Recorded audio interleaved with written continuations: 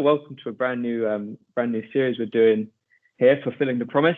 And our first guest, we got the co-founder of US-based jewelry brand Jaxxon, Josh Pierce. How you doing, man? Thanks for coming on. It's happening. Yeah, this is awesome. I love that you got new things going on and just trying to connect with people, and that's just good energy. So yeah, thanks for having me on. I'm excited. This is cool. So starting things off, right? So I'd love to know if you can remember the first time Jaxxon became like a concept in your head. Yeah. And what led up to the moment where you and like the co-founders realized, hey, we've actually got like a business here. Like this is something. Sure. Yeah, that's a big good question. But yeah, for us actually, the way it started, I have to give it up to my co-founders. His name's also Josh actually, but his wife. We kind of give her the credit because basically what had happened, long story short, I knew Josh from college. I had moved to Manhattan. He had started an app actually for like video conferencing. It was a great idea. Moved on from that. I came back from working for Red Bull in New York City. Came back and we kind of connected. He was in downtown Los Angeles and they were getting married, him and his wife, him and his fiance at the time. And she wanted to get him a necklace. And she went online. She's a big online shopper, and she was looking for, like different chain necklaces and like quality stuff. And she was kind of running into this like retail, like the malls or, big names that were selling a chain for really expensive. And then there was also this like urban look that was kind of, they call it iced out, right? They had like diamonds all over it, that kind of stuff. So there was nothing that really was like minimal that made sense, that was like affordable. And she kind of approached him. I was like, wow, I can't really find anything. And he's got that entrepreneurial mindset, and he was like, oh, maybe this could be the thing. So he met me down in Irvine, California. We met at a Starbucks and we were talking about the concept, and we were looking at like Google Trends, and people were typing in like gold chain or gold chain necklace. And the results were like, just a lot of different results. I'm not trying to like name call brands that had like overpriced stuff, but Yeah. funny. So we were like, hey, we went to downtown LA, went to the jewelry district, found out the real prices of things, and we were like, shoot, maybe we could give people like an affordable opportunity, Yeah. Threw cool, up, I took some pictures and started. We'd run to downtown LA and like grab the gold chain and then like run back to the apartment, pack it, and run down to the USPS, because in downtown you don't drive; it's all walking distance, So there's a lot of cardio. That's the secret. That's such a crazy moment, right? Like from concept, like, hey, there's a gap here. We think we know what to do, to then that practical side of, okay, we got to get a website up. Distribution is now a thing. What is the brand? What were like the easy parts of that for you guys? Like what came naturally? And I guess working at Red Bull, you had this sense of like what it is to do some marketing, and then like on the other hand, what were the real Yeah, I think the easy parts, we're kind of I think it's this is funny because it's a 50-50 coin toss, but I think it's right-minded. Josh and I were pretty creative, and we had marketing backgrounds, and we wanted to inspire and tell stories and do stuff that's like cool, right? I think a lot of people do that, and then on the left-minded side of things, you got to think like, okay, how much does it cost? What are the value propositions? How do you sell it, right? And that's like a recurring theme over the past couple of years with people that I talk to that are doing businesses, online businesses. They have a brand and they want to run to the beach and get a slow-mo video of the product on the beach, But really, you got to think about, hey, you got to sell a good product, and you got to, let people know why it's a quality thing and why it's going to improve their life or solve a problem, right? So the easy things were like the photography and making it what we thought was cool, right? But the difficult things were, you're talking to suppliers and you're letting them know, hey, give us an opportunity. We believe in this here. We can portray it in this cool way. We can do marketing. So give us some terms that are like, amiable towards us, that are benevolent in some way. Like take a chance on us. And I think that that's what, marketing people have to understand too, is, there's these suppliers and there's the people that give you the product or manufacture the product, and you have to work out,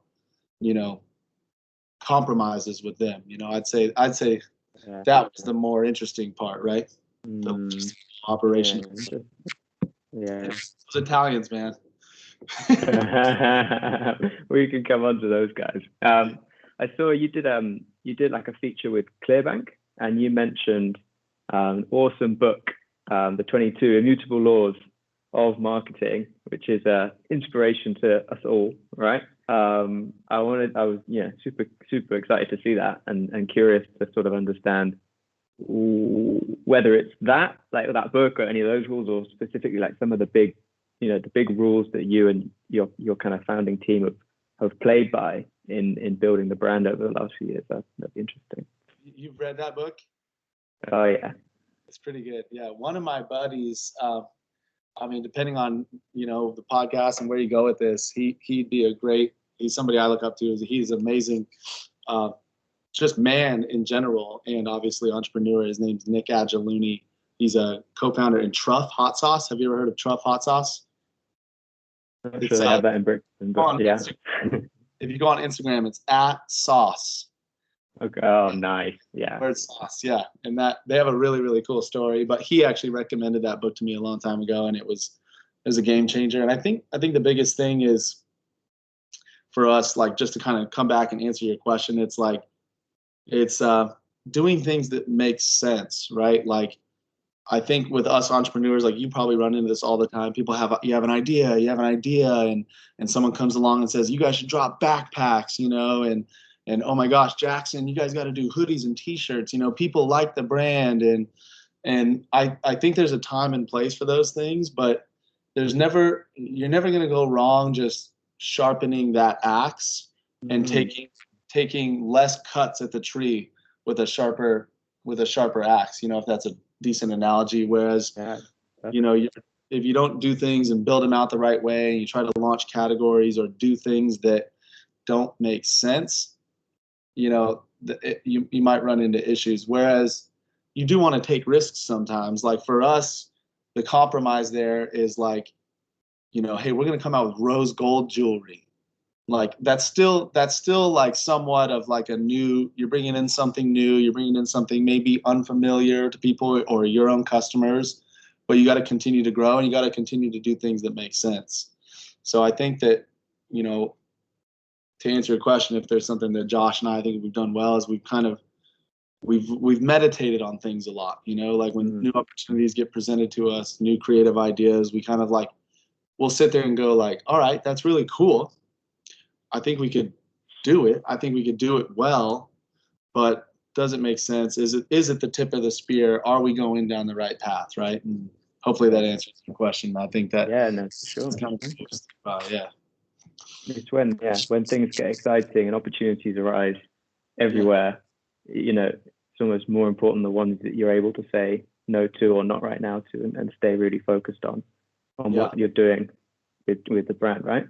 That's cool. So I called the show Fulfilling the Promise, right? Because number one, fulfillment, WMS, Peoplevox, easy, you can forget that stuff.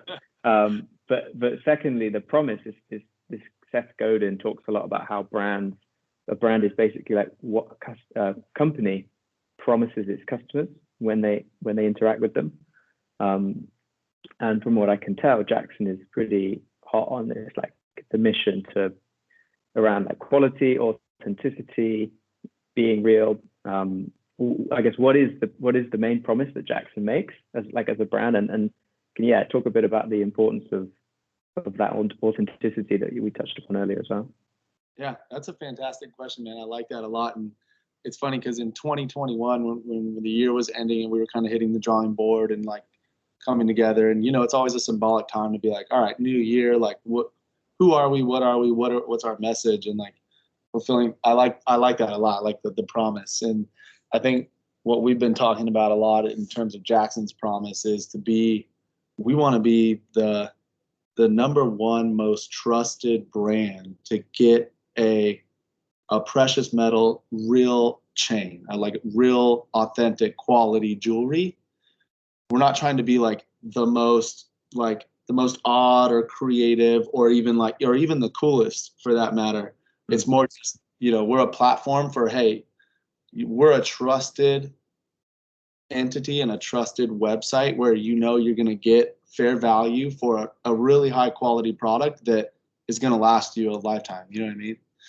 So that's kind of our promise and what we're delivering. Like, we worked really hard to work with these Italians and get them on good terms and become, great partners with them and get like a really quality product and deliver it at not an overpriced rate. So I think it's a great question. I like to think about that because for me too, like, running an online business, there's all these like ethics that go into this stuff, right? And it's like, oh, you're doing it through social media and you're selling online and you don't have a store where people can come shake your hand and stuff. So I think about that stuff a lot. We bring ethics onto the table a lot of the time, and we always you always want to do right by the people, and you want to be like a good business to work with always, So that's a lot of the reason why we brought on Peoplevox, is because like at the end of the day, no matter how cool your video is and how cool like your marketing, your website is, like you want to get the person the right product at the right time, and you want to get them what they bought, right? Like we've all been there, we've all bought something online and gotten it and been like, what the hell is this? Like it's not what I got at all. So yeah, long-winded answer to the question, but no, it's perfect, man. Yeah, we want to deliver people expect. Yeah. So we work a lot with like fashion brands, right? And they talk about this all the time, the customer experience, and they're quite focused on nurturing people from like the first time they shop to buying again, and every week almost, they want them to keep coming back. How does being in jewelry differ for you guys? I expect, it's a luxury item, like you're not expecting people to come and buy time after time, week after week, but still you want to develop a relationship with your customers, right? Right, 100%. Yeah, it's a great question for us too, and something we're always thinking about. You're right on the money. I feel like you know what we've been talking about. You've like been in the room or something. But yeah, for us, it's like I think it's it's a higher price point, and it's an investment for some people, right? And in the same discussion, like I have a bunch of pairs of Nike shoes, right? Like they get me every time. The quality's there. You want different styles, and I think for us, I don't, to your point, I don't really like to be like, get more, because you're right. We are proud of that initial investment. And for a lot of people, it's their first chain. You know what I mean? It's their first experience with a necklace. And we're proud to be that company that can, give you that experience. Because it's funny, I was never personally a huge jewelry guy right off the bat. But when you wear a necklace, it's just kind of there's this little intangible thing to it. It's something that you're constantly wearing around your neck every day, and it just gives you a little bit of a lift. I think like it's the emotion, isn't it? Yeah, it is. It is randomly. I mean, you would think maybe not sometimes, but when you do, it does carry some emotion to it. I think for sure, which is cool. Yeah. But I was kind of getting off track there. What? No. Like that's the power of like building a brand. Is it's not just the product. It's the connection that your customers have with you as a company, and like you said before, like the ethics and the values that you bring. They obviously come online, they see a great product range, and they're confident they're going to get their item on time if they order it with you. But it's more like, are they telling their friends? Are they becoming ambassadors for you, and sort of creating that wider impact, which is exactly. Yeah. So you're talking about just kind of recurring customers and their lifetime value and things like that, and building the brand with them. And I think we do offer a couple, we offer silver and gold and solid gold and rose gold. So we do have a couple different, actually visually different products. We have a lot of different styles too. And I think it, for our customers, like I said, we never like to like shove stuff down their throat and tell them to get more and more. But at the same time, jewelry is a piece where, you might want to wear a silver chain with your blue shirt, and then a gold chain with your black shirt. And it's a style thing. It's a form of expression, just like all things, it's like your t-shirt, it's like your beanie, it's your hoodie or whatever. All those things, whether it's extremely minimal or really loud, you're still making a statement, right? Yeah. Mine is not that I don't have central heating. Oh, Promise. yeah. All right, cool. So the last one from me for now. Yeah. So you said 2021, you've had that like fresh start, chance to reflect. What happens next for Jaxxon? Like, what are you keeping exactly the same? What are you gonna improve? And then is there anything that you are, completely transforming coming up that we can look out for? Yeah, that's cool. There's a couple things on the roadmap. First and foremost is we've worked really hard to establish ourselves as that credible entity. I think that's a never-ending endeavor, right? You always want to prove it's like any relationship. You always want to prove your trust and prove your friendship and prove your energy towards that other person. Same with us to our customers. We're constantly letting them know that we're credible, we're a safe place, we're communicatable, and with that, what our huge focus this last month was actually customer service. We introduced phone calls, so you can call Jaxxon. Yeah. It's actually a couple of my buddies you might get on the phone. So they're good guys who are gonna take care of you, and we're all one team. Who knows? I might even pick up the phone every once in a while just to be able to talk to customers, So we have phone calls, we have 24/7 live chat, emails, we're responding on all social media, and we've really started to reinvest back into that. I mean, you can you honestly ever do too much customer service? Like, no. And that's what we've been thinking too. And some of the podcasts that I've been listening to from some of the great brands, they're like, hey, double down on your people. You know what I mean? Like it all comes back to, it's like any athlete or celebrity or any person or just guys like us too, where you're only who you are because of your friends and family and those around you, right? I mean, that's pretty much it. So as a business, we think the same way, and we're doubling down like on our people. And in terms of the brand itself, we're launching women's, we're going internationally, we're trying to get our products out to more people in as much as we can in a safe, conductive way, and be able to spread that like same customer service interaction and full experience to people across the seas. So that's our goal. We have a couple new pieces coming, maybe some like real diamond stuff, but yeah, we got some product design. We're investing into our customers. We got the women's line coming out, and who knows, maybe we might drop that hoodie, get you to swap. Hey man, that's awesome. Thanks so much. I think that's going to be super valuable stuff. So thanks for coming on. Yeah. Oh, heck yeah. Yeah. This has been cool. I appreciate you even taking the time to listen to our story. It's exciting. I know you guys got some huge clients, so we're proud to be a part of it.